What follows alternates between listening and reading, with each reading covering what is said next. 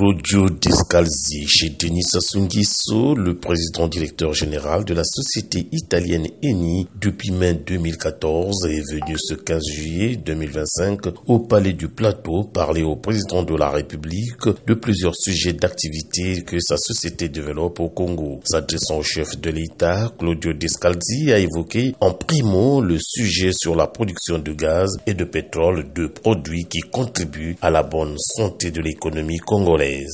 D'abord, la priorité, c'était le gaz, donc l'exportation du gaz et le LNG. Comme vous savez, on a déjà démarré une première phase. Il y aura une deuxième phase avant la fin de l'année. Le projet, dans le temps, les délais, d'un point de vue de temps, est bougé et on va arriver à produire 4,5 milliards de mètres cubes par an d'exportation du gaz. En même temps, il y a aussi l'augmentation du pétrole et du gaz associé dans le permis Néné.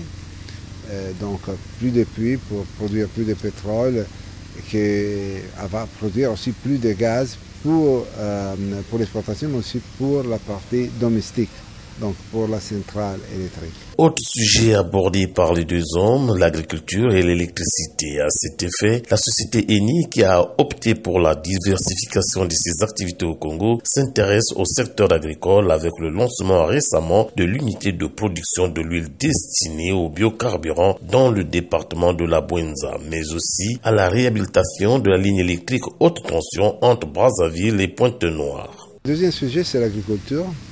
Comme vous avez vu, on a inauguré il n'y a pas longtemps à Lodima ce qu'on appelle AgriHub, donc un centre dans lequel on va traiter les graines pour produire l'huile végétale. Donc investissement de l'agriculture, ça c'est un premier centre. Il y aura d'autres centres. Donc une promotion de l'agriculture qu'on a préparée, maintenant il va être encore plus intensif. Et on a parlé d'électricité. On a commencé il y a 2 jours le travail sur la ligne haute tension avec les centrales de distribution pour rétablir toute la ligne d'Agenot, Pointe-Noire, Brazzaville, pour la mettre en état et avoir la possibilité d'utiliser le 100% de la potentialité de la centrale de la Tchèque.